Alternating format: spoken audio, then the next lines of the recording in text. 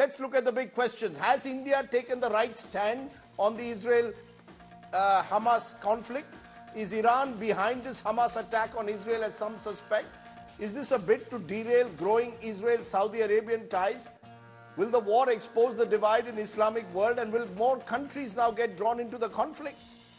Lots of questions that we will raise today. I'm joined by Khalid Barel, his former director, Israel National Security Council. Kanwal Sibal, former foreign secretary with us. And K.C. Singh, former secretary MEA. He served in the Gulf. I want to come to my guest from Israel. Khalid Barel, you might have heard the Palestinian envoy to India saying it's one thing to ask Palestinians to condemn what's happened in Israel, the attacks on civilians. What about Israel targeting, according to him, innocents in Palestine, carrying out what he calls occupation? When will that be condemned? First of all, I have to say, I am a former Israeli security establishment official, and am also a staunch supporter of peace and of a two-state solution, and have fought for that in my country, along with many other people, for many, many years. And it is for that very reason that I am stunned and disgusted by these words. This is not about peace. This is not about a political objective of Hamas. It has absolutely nothing to do with that. This is not the Palestinian Authority. This is the Hamas, a terrorist organization that has taken over its own population and has now committed heinous crimes against humanity and against war crimes in Israel. So to have any kind of support for that, whether Palestinian or not, is to me completely deplorable. In Israel, unlike on the other side, we don't ever celebrate and give out candy when civilians are hurt. And they are only ever hurt if it is an operational mistake or miscalculation, or because Hamas specifically wants them to get hurt, because it hides its launchers in hospitals and in schools. So I don't understand, with all my desire for peace and with all my strong support for finding a settlement and a two-state solution, any hesitation to condemn what Hamas did in Israel and is still doing by holding those civilians, children, babies under 1 year old, separated from their parents, holding them captive. How that is difficult to condemn, I will never understand. So I have no problem. What you're saying, Khalid, is there's a distinction between Israel's political solution to West Bank and Gaza, and you want to make that firm distinction, sharp distinction with what you see as pure terrorism, which Hamas represents. Am I correct? Absolutely. Hamas is nothing but a terrorist organization that has taken over the Gaza Strip and is not only terrorizing its own population, is terrorizing the state of Israel for a long, long time. And it's about time that we, the state of Israel, with the support of the world, put an end to it. We have stood by taking this situation long enough. But is your fear that in the process of this retaliatory strikes, the anger that is there, visible in Israel, given the scale and the audacity of this attack, could lead to more innocent lives being lost and a peaceful solution being even pushed further back? Absolutely. Absolutely. But this is exactly what Hamas is aiming for. Hamas is not aiming for a solution. Hamas is not aiming to get its own state. Hamas is not aiming for the independence of the people. Hamas is one of those terrorist groups, no different than ISIS, that wants some sort of ideological fantasy in which all Jews end up in the sea. That's what Hamas wants. That's what they've stated. And that's what we're seeing. So there is no point in setting down parameters for peace negotiations. And trust me, I've been following those for years and supporting them. Not Hamas. Hamas is not the partner.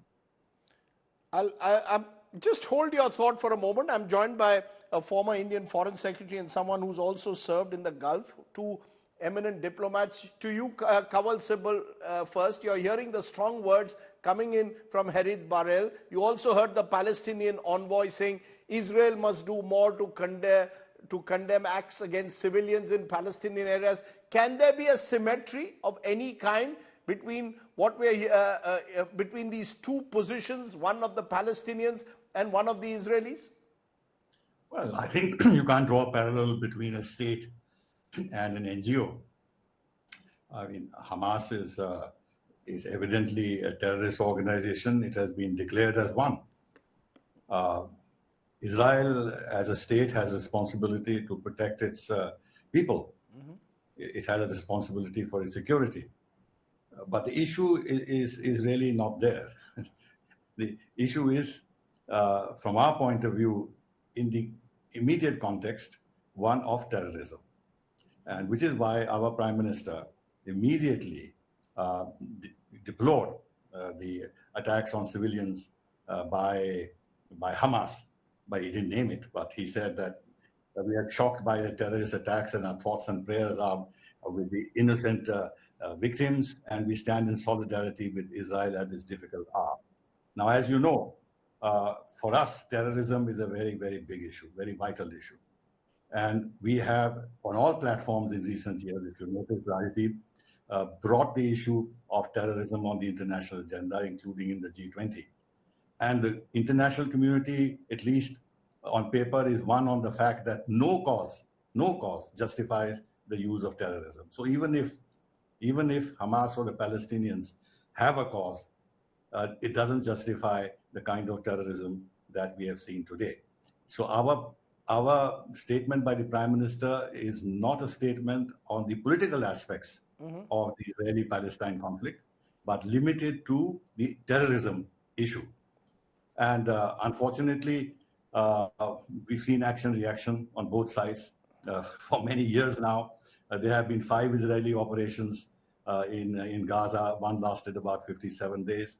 And at the end of it, what has been achieved, you've seen what Hamas has done, which means that whatever Israel has done to safeguard the security and eliminate these terrorists from Gaza has not succeeded, and they've rebounded in such a dramatic way and inflicted such heavy casualties, both to the Israelis themselves and to Israel's prestige, because all of us believe that Israel's security and surveillance systems were excellent, that they would protect their borders extremely efficiently, and we all wanted to learn from how they are doing it. And now we see that these have been penetrated, and massive attack has taken place, and Israel has suffered casualties which they have never suffered in their history until after the creation of Israel, not even in the Yom Kippur War. Can I just bring in K.C. Singh for a moment to take up from what Kanwal Sibal said? You know, India has taken a clear position that what Israel has suffered is the worst form of terrorism. Without naming Hamas, India has made it very clear, unacceptable. Do you agree that a red line has to be drawn there? That for all the history of occupation of Palestinian lands, a vexed, complex issue, the first step has to be outright condemnation of the killings that have taken place, the hostage taking, innocent civilians being bombed. Do you believe that you can draw a symmetry with what's happened in the past to Palestinians with what the Hamas has done today to Israel? No, there are no two views about it. As far as what Hamas has done is absolutely condemnable.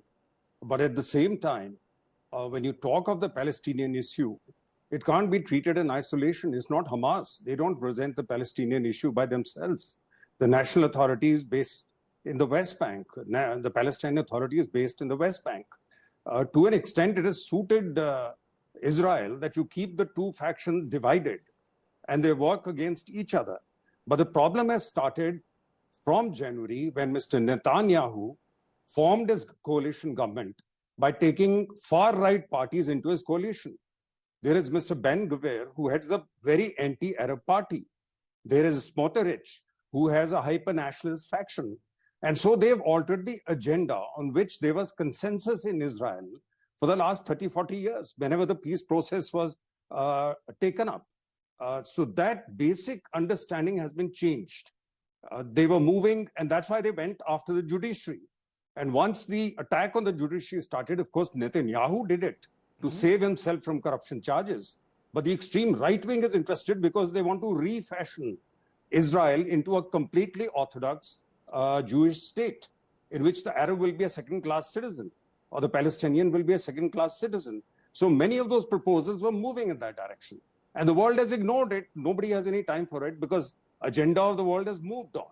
And in the meanwhile, the Americans started by bringing Israel into the mainstream and restructuring the architecture, the security architecture of West Asia. And that's where the Abraham Accords came. UAE stepped in, but the Saudis were holding back. So you had I2U2, which is India, Israel, UAE, and US. We had the India-Europe on the sidelines of G20, that there'll be a line going all the way from here, on land, maritime connection to Europe. And I said then, the fact that all the people sitting who announced this were there accepting the Prime Minister of Israel. So if you don't have the Israeli Prime Minister there, what kind of a deal is it? That problem is always going to arise. So this was always bubbling. And in fact, the defense minister of Israel protested at one stage, and he said the protests, large protests against the attack on the judiciary are affecting the Israeli defense forces. He was made to resign by Netanyahu, and there were more protests, then he took him back.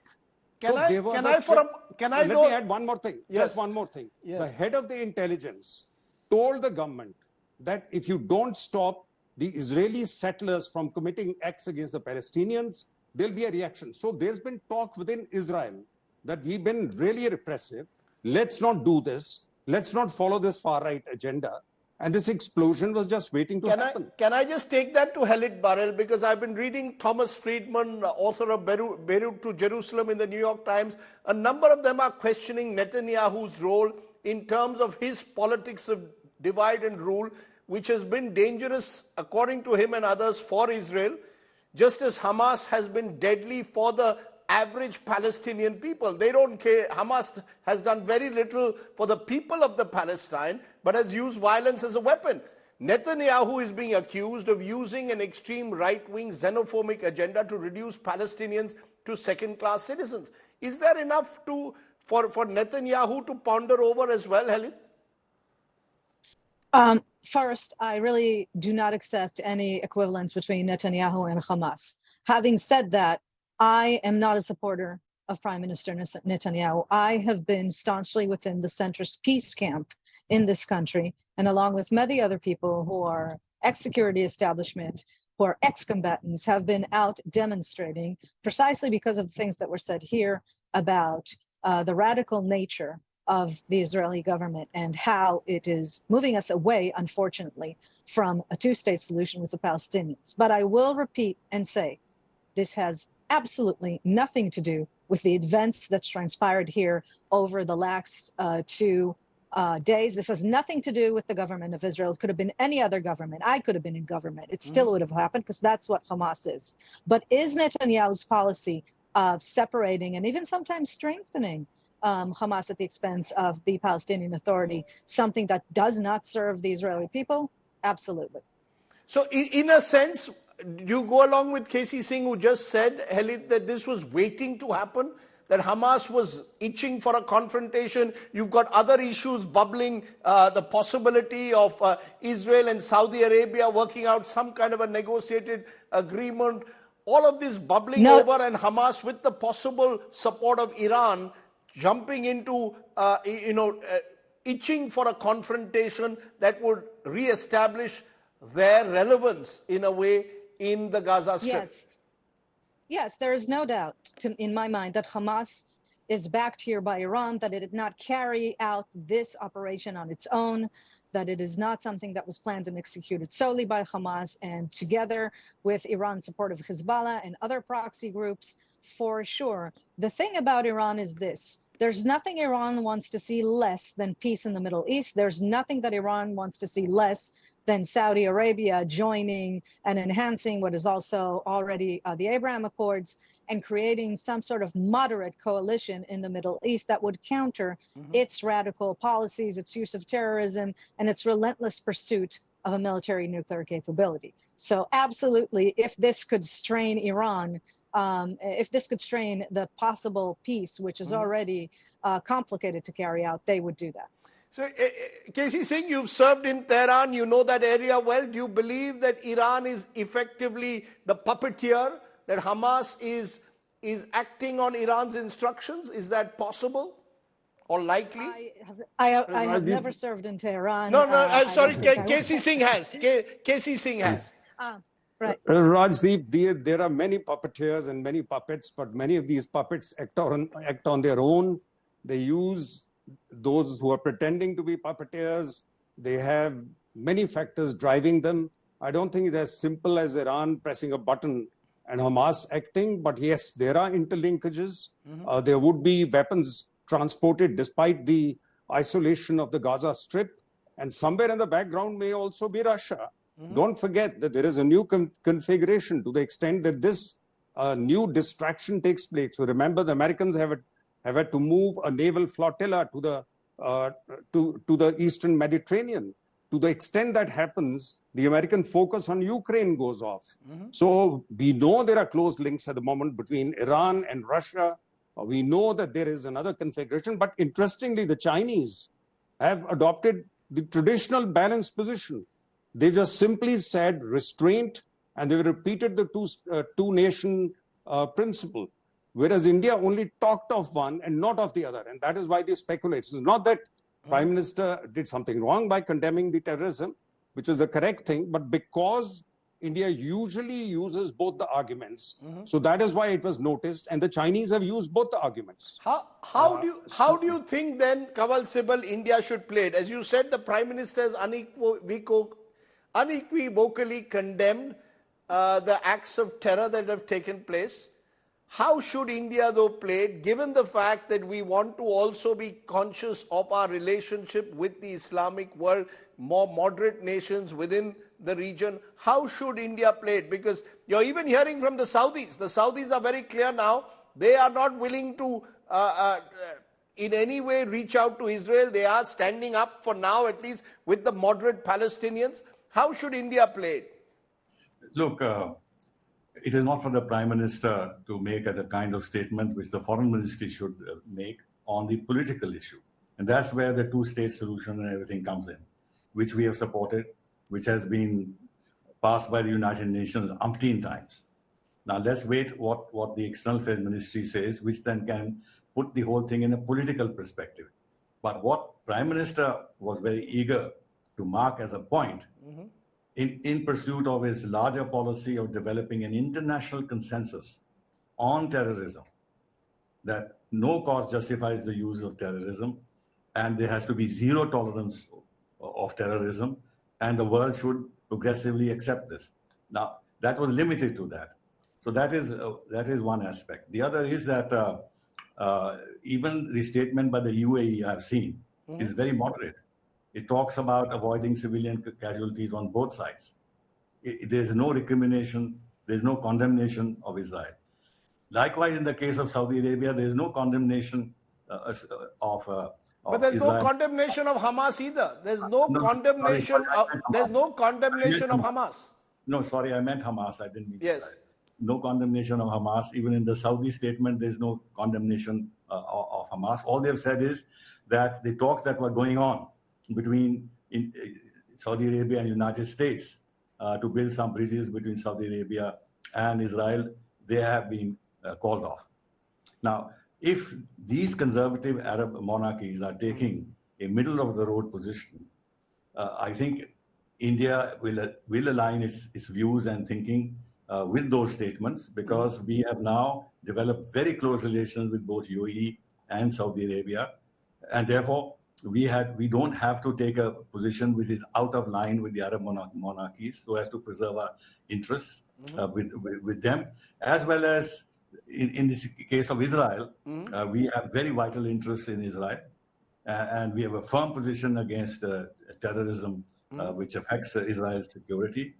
So we will also try and preserve our relationship with Israel, and Israel is very happy and satisfied with the statement that has come from our side. But there are some bigger issues which you mentioned, which are very important in terms of how we go forward, which is the ITU2, which is the India, Middle East, Europe corridor. All this will be put on hold. And then there are the issue of oil prices and pressures like that. Actually, the whole situation has got terribly disturbed. So therefore we are looking... stability in the region. We are looking at, therefore, KC Singh, in conclusion, at an extreme complex, complicated situation. There are, this isn't a situation where we can easily navigate by taking a firm stand one way or the other? Is India going to have to, as we did with Ukraine and Russia, have to play a delicate balancing act, or is it very clear that we've got Hamas to be seen as the enemy here and try and establish some kind of a solidarity against any terror group like Hamas using violence to target innocent civilians? Will we be able to, how do we navigate this politically in the months ahead? No, as Mr. Sibal said, I think politically you will have to retain your old position, which is you will have to talk of the two-nation principle, because a solution has to be found. You can't carry on like this. What Hamas has done is terrorism, or whatever you call it. They have put the Palestinian issue back on the global agenda. It's something which had been forgotten. They disrupted everything the Americans were about to do in the region. They've reconfigured many of the equations. And don't forget, the Arab street will get affected by this. An Egyptian policeman has shot 2 Israeli tourists in Egypt. So there is certain anger which will filter through the Arab street. And this will start affecting the rulers, many of the rulers who were thinking, including Emirates. Emirates can take whatever position they want, but I think Saudis have a much larger population and are more sensitive to the Arab street. I think over the next few weeks, depending on how things go in the Gaza Strip, ideally, if Qatar can get an exchange done, if a halt can be called, prisoners can be exchanged, I think then you can start de-escalating. But that is really the ideal situation. I don't think it may be possible. Other than that, the worse the situation gets in Gaza, if the Israeli army has to go in and go house to house, searching for the abducted people and for the leadership of the Hamas, sooner or later you'll see the ripples in the Arab world and the Islamic world. They will not ignore it. You know, those are words which I think need to be taken with great seriousness. It's important to understand in a way that this is a complex issue. It didn't begin this weekend. It has a long and tortured history. At the same time, a red line must be drawn when groups like Hamas use terror to try and respond to what they call is Israel's illegal occupation of their lands. We'll wait and see how this plays out, but clearly this is going to rumble for a long time yet. I appreciate my guests joining me both from Israel as well as here in India. Thank you very much.